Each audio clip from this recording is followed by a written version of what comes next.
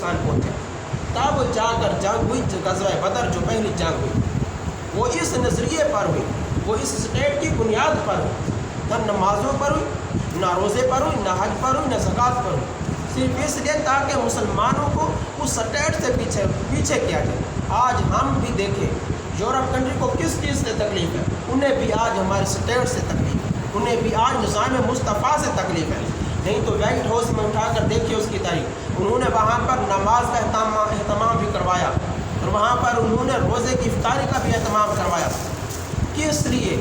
کیونکہ ان لوگوں کو ہماری کس نہ نمازوں سے تکلیف ہے, نہ ہمارے روزوں سے تکلیف ہے, اور نہ ہمارے روزوں کی افطاری سے تکلیف ہے. وہاں پر اذان بھی ہوئی, نماز بھی جماعت کے ساتھ ہوئی. کیوں؟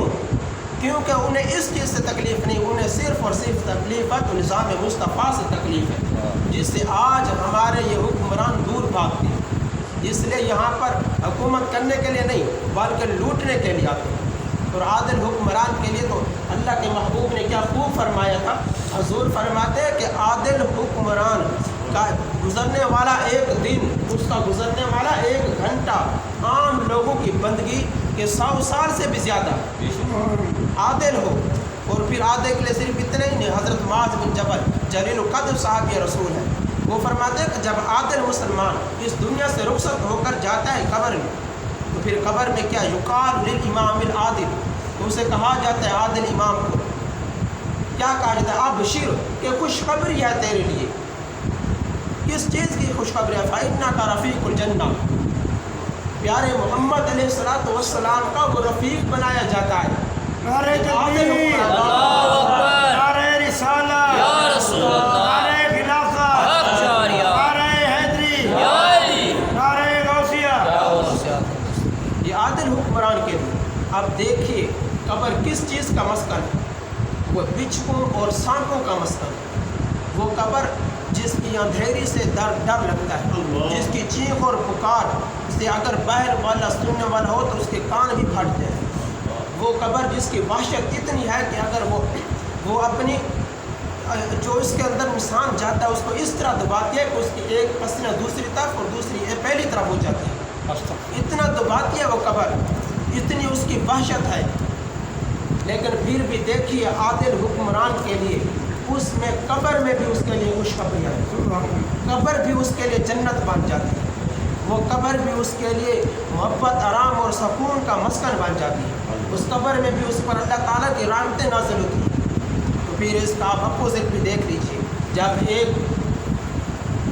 فاسق حکمران جو سناکار ہو, جو مسلمانوں پر ظلم کرنا والا ہو, جو اپنی رعایا پر ظلم کرنے والا ہو, جس کے کام تک اتنی سی بھی ہو نہ اس پر اتنا پیسہ بھی دشوار نہ گزرے کہ مسلمان آج بھوکوں مر رہے. اس سے سوال ہوتا ہے جا کے لندن میں, وہ کہتا ہے پاکستان والے سوال تو پاکستان میں رہنے کہ یہ ہمارے حکمران تھے, یہ انہوں نے اگر قائم کیا ہمارے اندر. آج جو سابق جو آج بنے ہوئے ہیں نگران وزیر اعظم, ان سے سوال ہے, وہ کہتے ہیں یہ صرف واویلا ہے, مہنگائی تو ہے ہی نہیں. بتاؤ اس ایسے حکمرانوں کے لیے پھر آپ اس کا اپوزٹ بھی دیکھ لیجیے, جو قبر میں ان کا حال ہوگا, جو ان کا حشر ہوگا. اللہ رب العزت اب ہمارا یہ حق بنتا ہے کہ ہم خود ہی اٹھ کھڑے ہوں اور ہم اپنے مسلمان بھائیوں کے لیے ان کے لیے جو امداد فراہم کر سکتے ہیں وہ کریں. نہیں تو ان سے محبت سے پیش آئیں, جو بھی ہو سکتا ہے ہم سے ہم ان سے محبت سے پیش آئیں, ان کے لیے خود و نیش کے لیے وہ انتظام کریں. اللہ رب العزت ہم تمام احباب کو پیارے آقا علیہ الصلوۃ والسلام کے احکامات پر چلنے کی توفیق عطا فرمائے, اور اس ملک کے پاکستان میں بالخصوص ہمارے اس ملک کے پاکستان میں اللہ رب العزت نظام مصطفیٰ کا نفاذ فرمائے. اللہ رب العزت ہمیں ان جھوٹے اور لٹیروں سے نجات عطا فرمائے, نجات عطا فرمائے. وآخر دعوانا الحمد